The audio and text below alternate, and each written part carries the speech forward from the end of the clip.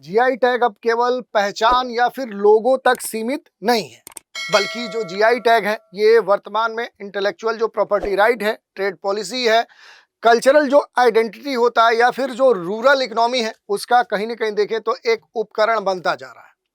और जीआई जो टैग है ये इस समय खास तौर पे चर्चा में है, क्योंकि जीआई जो टैग है मथुरा का जो जरी है, मेरठ का जो बिगुल है, उसे प्रदान किया गया है। तो भारत में हाल के वर्षों में देखेंगे तो जो जीआई टैग है उसको एक सांस्कृतिक जो संरक्षण है, स्थानीय जो अर्थव्यवस्था है, एमएसएमईज में जो ग्रोथ हो रहा है, महिला जो एक उद्यमिता है, या फिर कह सकते हैं कि ग्रामीण जो विकास है, ऐसे विभिन्न आयामों से जोड़कर देखा जा रहा है। और वर्तमान में जो मथुरा का जो जरी पोशाक है या ये जो पोशाक है या मेरठ का जो बिगुल है, इसको जो जीआई टैग मिला है, इस कारण से देखें तो अब यूपी जो है वो देश में सबसे अधिक प्राप्त करने वाले जो जीआई टैग हैं उसमें अपना नाम शामिल कर चुका है। और आज इसी की हम चर्चा करने वाले हैं कि आखिर जो जीआई टैग प्राप्त हुआ है मथुरा जरी को, मेरठ के बिगुल को, आखिर इनके जीआई टैग प्राप्त होने से क्या बदलाव देखने को मिल सकता है, और जीआई जो टैग है वो प्राप्त होने के बाद क्या वैश्विक स्तर पे कोई बड़े जो महत्व है, कोई लाभ है वो भी प्राप्त होते हैं। तो इसी मुद्दे की चर्चा करने वाले हैं और इसके साथ ही हम देख लेंगे कि आखिर जीआई टैग है क्या। इससे जुड़ी हुई जो भी महत्वपूर्ण बातें होंगी उन पर भी हम बात करेंगे। चलिए देख लेते हैं। यहाँ पर देखिए न्यूज़ दी गई है यही कि मथुरा का जो जरी पोशाक है और जो मेरठ का बिगुल है, दोनों आपके सामने यहाँ पर दर्शाए गए हैं। इन दोनों को अब क्या मिल चुका है कि अब जीआई जो टैग है वो अब प्रदान कर दिया गया है। और इसी कारण से देखें तो ये चर्चा में है, क्योंकि जो जीआई टैग है इससे न केवल जो भी उत्पाद होते हैं, जो प्रोडक्ट होते हैं, उनकी जो मौलिकता है वो सुरक्षित होती है, बल्कि इससे जो नकली उत्पाद बनाने की बात होती है उससे ये जो ओरिजिनलिटी है जो प्रभावित होती है उस पर भी रोक लगती है। इसके साथ ही जो भी स्थानीय समुदाय है उनको जो एक आर्थिक स्तर पे जो मजबूती है वो भी प्राप्त हो जाती है। और पारंपरिक जो कलाएं हैं, ट्रेडिशनल जो आर्ट हैं, उनके जो स्किल्स हैं, उनकी नई पीढ़ियों तक पहुंचाने में क्या मिलती है, सहायता मिलती है। और इसी कारण से देखें तो अब ये जो दो कलाएं हैं खासतौर पर जो यूपी से जुड़ती हैं, मथुरा से और मेरठ से, इनको अब जीआई टैग प्रदान कर दिया गया है। इसके अलावा भी अगर देखेंगे यूपी से जुड़े हुए बहुत सारे जो जीआई टैग दिए गए हैं, जैसे रामनगर भंटा जो बैगन है, बनारस का लंगड़ा आम है, हाथरस का जो हिंग है, सजर जो पत्थर क्राफ्ट है, आदम चीनी जो चावल है, मुजफ्फरनगर का जो गुड़ है, अलीगढ़ का जो ताला है, प्रतापगढ़ का आंवला, या फिर बखीरा जो ब्रासवेयर है, नगीना लकड़ी शिल्प है। और अब क्या है कि इसमें दो जो नाम है, एक तो मथुरा का और दूसरा क्या है, मेरठ का। ये दो फिर से जो जीआई टैग है वो मिल रहा है कि यहाँ पर ये कहा जा रहा है कि मथुरा का जो जरी है और मेरठ का जो बिगुल है, इन दोनों को भी अब क्या कर लिया गया है, अब जीआई टैग में शामिल कर लिया गया। तो अब यूपी के जो विभिन्न उत्पाद हैं उनमें जो जीआई टैगों की संख्या है वो काफ़ी बढ़ चुकी है। यहाँ पर अगर बात करें कि जो दो यहाँ पर जीआई टैग दिए गए उसमें पहला जो है ये मथुरा का जरी है, पोशाक है, और दूसरा क्या है, मेरठ का जो बिगुल है, इन दोनों को प्राप्त हुआ है। जरी जो पोशाक है ये इसके लिए खजानी जो वेलफेयर सोसाइटी है उसने एप्लीकेशन दिया था, और बिगुल की बात करेंगे तो व्यापारी जो वेलफेयर एसोसिएशन है उसके द्वारा इसके लिए एप्लीकेशन दिया गया था, अप्लाई किया गया था। कागजी जो प्रक्रिया है उसमें जो सहायता देने वाला जो संस्थान था वो ह्यूमन वेलफेयर एसोसिएशन जो वाराणसी है उसके द्वारा दिया गया था। तो मथुरा का पूरा जो जरी पोशाक है, मेरठ का ये जो वाद्य यंत्र बिगुल है, ये पूरी तरह से जो जीआई टैग जिसे हम ज्योग्राफिकल इंडिकेशन कहते हैं, इसका जो तमगा है अब मिल चुका है और इसके लिए जो प्रयास है वो किए गए थे। अब अगर हम बात करें कि अपेक्षित इसके लाभ क्या हो सकते हैं, जैसे मथुरा का जो जरी पोशाक है इससे संबंधित अगर हम बात करें तो कुछ पहले चुनौतियां थी। जैसे सूरत में जब जरी इंडस्ट्री विकसित हुआ तो उसके उभरने से क्या हुआ कि मथुरा के जो जरी कारीगर थे वो कहीं ना कहीं पिछड़ते गए। जब मशीनों का धीरे धीरे क्या हुआ, प्रचलन हुआ, तो जो हाथ से कढ़ाई की जाती थी उसकी जो मांग है वो कहीं ना कहीं घटने लगी, क्योंकि उसका जो कास्ट बनता था वो क्या होता था, वो मशीनों के बजाय महंगा होता था। तो लगातार एक जो बढ़ती हुई लागत है, बाजार तक जो पहुंच है, वो मथुरा के इस जरी पोशाक की कहीं ना कहीं सामने एक समस्या उत्पन्न हुई। इसके अलावा इसमें जो मीडिएटर्स थे उन कारण से भी जो उत्पादन था, जो एक कारीगरों को लाभ प्राप्त हो सकता था, वो प्रभावित हुआ। और उसी को ध्यान में रखते हुए देखें तो अब जो जीआई टैग प्राप्त हुआ है, इस जीआई टैग प्राप्त होने से क्या होगा कि अब कुछ महत्वपूर्ण जो लाभ है वो देखने को मिल सकते हैं। जैसे बारीक हाथ कढ़ाई, सोने चांदी के जो तार हैं, धार्मिक जो सांस्कृतिक पोशाक हैं, उसके लिए क्या माना जाता है, मथुरा का जो जरी पोशाक कारीगरी है वो दुनिया भर में फेमस है। लेकिन अब क्या है कि अब जो जीआई टैग प्राप्त हो गया, इससे क्या होगा कि जो निर्यात और ब्रांड वैल्यू है वो इस मथुरा के जरी पोशाक का वैल्यू बढ़ जाएगा।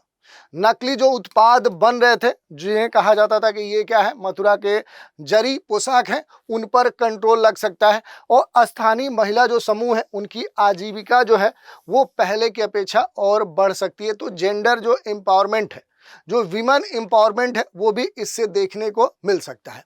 और ये कहा जा रहा है कि ये जो जीआई टैग दिया गया, ये एक गेम चेंजर साबित हो सकता है, क्योंकि जो भी जरी की विशिष्ट डिजाइन है, धातु के तार की जो रचना है, धार्मिक जो प्रतीक है, उनकी जो पारंपरिक छाप है, अब ये प्रामाणिकता के साथ क्या हो सकती है, सेल की जा सकती है।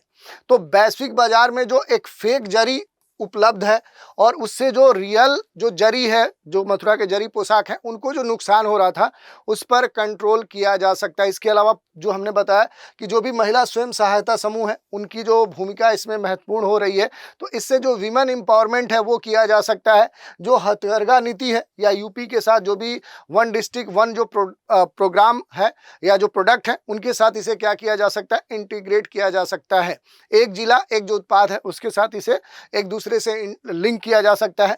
नए जो डिजाइनर्स हैं, जैसे निफ्ट की बात की जा रही है, एमएसएमईज की बात की जा रही है, तो इनके जो क्लस्टर हैं, इनके साथ जो भी कोऑपरेशन है वो पहले से और बेहतर होगा और इससे एक कल्चरल जो डिप्लोमेसी है वो देखने को मिल सकता है, क्योंकि भारत की जो टेम्पल टेक्सटाइल है, वो जो परंपरा है, उसको जो एक अंतर्राष्ट्रीय जो एक पहचान है वो प्राप्त हो सकती है। धर्म आधारित जो पर्यटन है वो भी क्या हो सकता है कि मथुरा और वृंदावन से, चूंकि काफ़ी दुनिया में इसके फॉलोअर हैं, इसके बारे में जानकारी रखने वाले लोग हैं, यहाँ से जुड़े हुए लोग हैं, तो ये एक भारत के संदर्भ में एक कल्चरल जो डिप्लोमेसी है उसका भी आधार बन सकता है। तो ये पहला जो जीआई टैग मिला है उसके बारे में हमने देख लिया। दूसरा जो है वो मेरठ का बिगुल है, जिसके हिस्ट्री की बात करें तो सैन्य इतिहास के दृष्टिकोण से देखें तो 1857 की जो क्रांति है उसमें मेरठ का जो बिगुल है ये बड़ा चर्चा में था। और यहाँ का जो इंस्ट्रूमेंट है, यहाँ का जो ये बनाने वाला जो उद्योग है, ये अंग्रेजों के समय से आज तक चलता आ रहा है। छोटे जो कारीगर है, जो क्लस्टर हैं, जो परिवार आधारित उत्पादन इसे माना जाता है। लेकिन अब ये धीरे धीरे क्या होते जा रहा था, ये सीमित होते जा रहा था और इसके सामने कई सारे जो चैलेंज है वो देखने को मिलते थे। जैसे चीन से आने वाले जो सस्ते संगीत जो वाद्य यंत्र हैं, उनकी तुलना में ये जो परंपरागत बनाए जाने वाले जो वाद्य यंत्र हैं ये महंगे होते थे। मानकीकरण और गुणवत्ता जो जांच है उसकी कमी देखने को मिलती थी। ऑथेंटिक जो मेरठ बिगुल है, इसकी कोई आधिकारिक जो पहचान है वो वैश्विक स्तर पे नहीं थी। लेकिन अब क्या है कि जीआई टैग जब प्राप्त हो गया है तो इसका जो प्रभाव है वो खास तौर पे देखने को मिल सकता है। जैसे अगर बात करेंगे तो ये कहा जा रहा है कि एक कॉम्पिटिटिव जो एज है वो इसे प्राप्त हो सकता है और ख़ास तौर पे ये जो कदम है भारत की जो भी मिलिट्री म्यूजिक हेरिटेज है उसको भी संरक्षित कर सकता है। हेरिटेज जो टूरिज़्म है उसमें एक नया आयाम बना सकता है। जो भी सैन्य वाद्य यंत्र है, बैंड बाजा है, उसमें इसका जो उपयोग है वो पारंपरिक उपकरण के तौर पे किया जा सकता है और ख़ास तौर पे जो भी क्रांति में उपयोग होने वाले इस तरह के जो भी ऐतिहासिक वाद्य यंत्र हैं उनको एक सांस्कृतिक विरासत के रूप में जो पहचान है वो भी प्राप्त हो सकती है। दूसरी बात, इनकी जो ब्रांडिंग है वो की जा सकती है, क्योंकि राष्ट्रीय सैन्य जो समारोह है जैसे एनसीसी है, पुलिस जो बैंड्स होते हैं, जीआई जो सर्टिफिकेट जो बगल है, इसे अनिवार्य खरीद के तौर पे शामिल किया जा सकता है। तो इससे एक बड़ा जो संस्थागत बाजार है वो जीआई टैग होने से प्राप्त हो सकता है। छोटे जो कारीगर हैं, एमएसएमई जो सेक्टर हैं, वहाँ इसे बढ़ावा मिल सकता है। भारत के जो भी संगीत वाद्य यंत्र हैं उनके जो इंडस्ट्री हैं उनके स्तर पर इसे एक अंतर्राष्ट्रीय जो पहचान है वो प्राप्त हो सकता है और इसी कारण से इसके कई सारे जो प्रभाव है वो देखने को मिल सकते हैं, ये बात कही गई है। पारंपरिक जो भी कह सकते हैं कि इनके अलग अलग जो इस तरह के नुकसान थे उनका अब कहीं ना कहीं निराकरण हो सकता है, तो ये बात कही गई है। और इसी कारण से जो विशेषज्ञ हैं उनका ये मानना है कि जीआई टैग से न केवल इन उत्पादों की जो मौलिकता है उसे सुरक्षित किया जा सकता है, बल्कि जो इनके फेक कह सकते हैं प्रोडक्ट मार्केट में बिकने लगे थे उन पर भी रोक लगाई जा सकती है। इससे लोकल जो कम्युनिटी है उन्हें आर्थिक स्तर पे लाभान्वित किया जा सकता है। और ये जो निर्णय है जीआई टैग में, जो ये मथुरा का जो जरी पोशाक है या फिर मेरठ का ये बिगुल है, इसे जो शामिल किया गया है, इससे उत्तर प्रदेश की जो सांस्कृतिक विरासत है, जो हस्तशिल्प कौशल है, इसको एक वैश्विक स्तर पे क्या मिल सकती है, पहचान मिल सकती है। ओवरऑल हम यही कह सकते हैं कि मथुरा की जो जरी पोशाक है, मेरठ का जो बिगुल है, इसको जीआई टैग मिलना केवल 2 उत्पादों की पहचान तक का मामला नहीं होता है। ये भारत की जो एक सांस्कृतिक है, जो एक विरासत है, अर्थव्यवस्था है, पारंपरिक जो शिल्प कौशल है, ग्रामीण जो रोजगार है, जो एक इंफ्रास्ट्रक्चर है, अंतर्राष्ट्रीय जो ब्रांड पोजीशनिंग है, उसको भी एक नया एनर्जी देने का काम कर सकता है। और जीआई जो टैग है अब भारत के एक तरह से कल्चरल इकोनॉमिक जो रिवाइवल कह सकते हैं मॉडल है, उसका एक महत्वपूर्ण क्या होते जा रहा है, स्तंभ बनते जा रहा है। तो ये पूरा न्यूज़ थी, इस पर हमने बात की। इसके अलावा जीआई टैग के बारे में अगर देखना चाहेंगे तो आप देख सकते हैं कि जो ज्योग्राफिकल इंडिकेशन होते हैं, ये बौद्धिक संपदा का एक रूप है, जो किसी भी प्रोडक्ट को उसकी जो विशिष्ट भौगोलिक जो उत्पत्ति होती है उस कारण से मिलने वाली जो भी प्रतिष्ठा है, गुणवत्ता है, जो विशेषता है, उसके आधार पर इसे दिया जाता है। जो जीआई टैग है, ये ट्रिप्स जो एग्रीमेंट है डब्ल्यूटीओ का, उसी के तहत इसे संरक्षित करने का ये एक प्रयास माना जाता है। भारत में देखें तो जीआई रजिस्ट्री चेन्नई स्थित है और इसकी जो वैधता होती है वो 10 वर्ष होती है, उसके बाद फिर इसे रिन्यू करना होता है। इसकी बहुत सारी विशेषता हैं, उनको अगर आप देखना चाहें तो देख सकते हैं। इसके अलावा अगर देखेंगे तो जो भी जीआई टैग मिलते हैं, इनके जो लाभ हो सकते हैं, तो भारत में जो भी भौगोलिक संकेतक हैं उनको कानूनी सुरक्षा प्राप्त हो जाती है और भौगोलिक क्षेत्र में जो भी उत्पादित और निर्मित जो वस्तुएं हैं उनके उत्पादकों को क्या होती है, एक आर्थिक जो स्वतंत्रता है, एक आर्थिक जो लाभ है वो प्राप्त हो जाता है।